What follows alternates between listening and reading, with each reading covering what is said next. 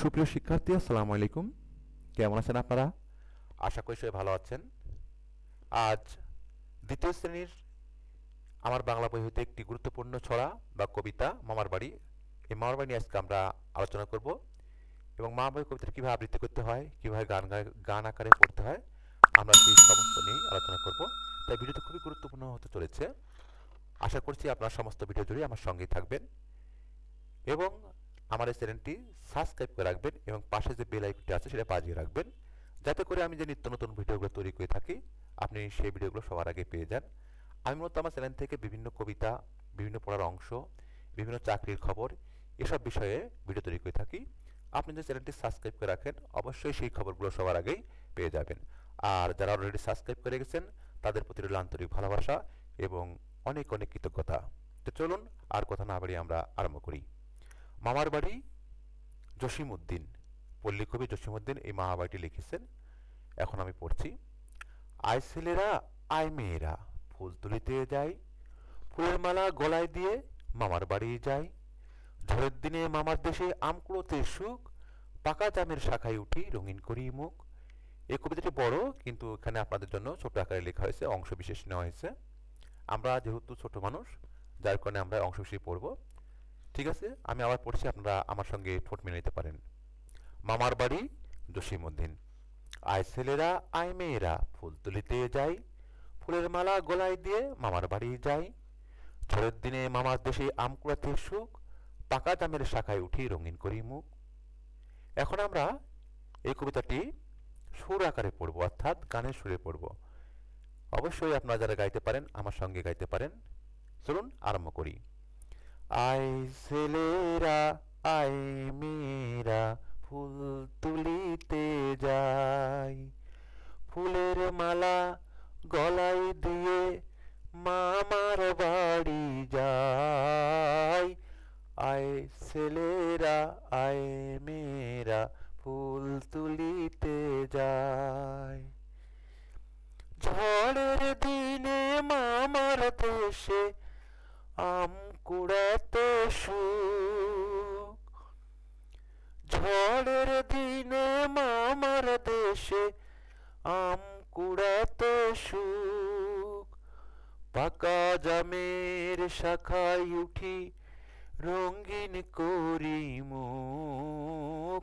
আয় ছেলেরা, আয় মেয়েরা, ফুল তুলিতে যাই, ফুলের মালা গলায় দিয়ে মামার বাড়ি যাই। আয় ছেলেরা, আয় মেয়েরা, ফুল তুলিতে যাই। ঝড়ের দিনে মামার দেশে আম কুড়াতে সুখ, পাকা জামের শাখায় উঠি রঙিন করি মুখ। আয় ছেলেরা, আয় মেয়েরা, ফুল তুলিতে যাই। সুপ্রিয় শিক্ষার্থী, আমি গানের আকারেও কবিতাটি আপনাদেরকে গেয়ে শোনালাম।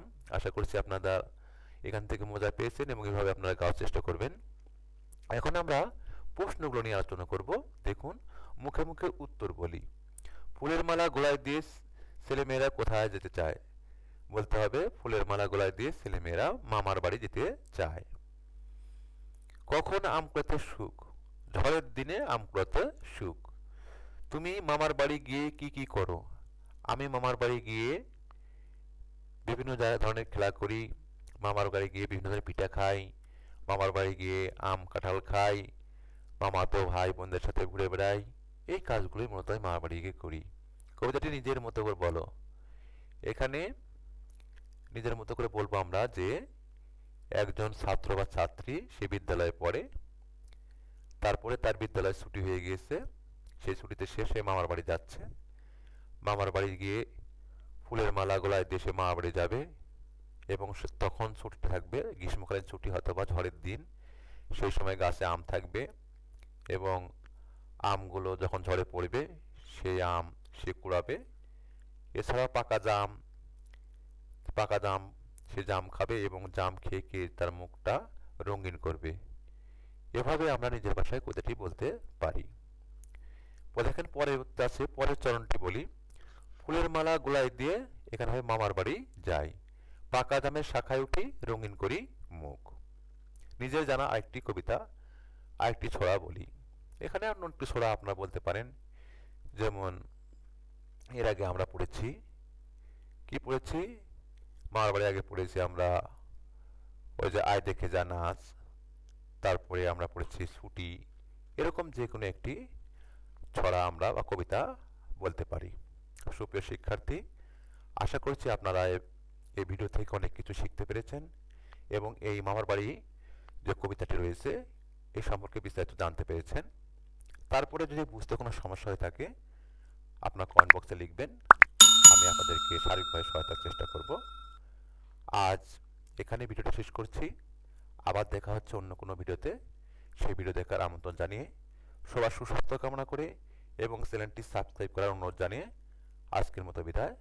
আল্লাহ হাফেজ।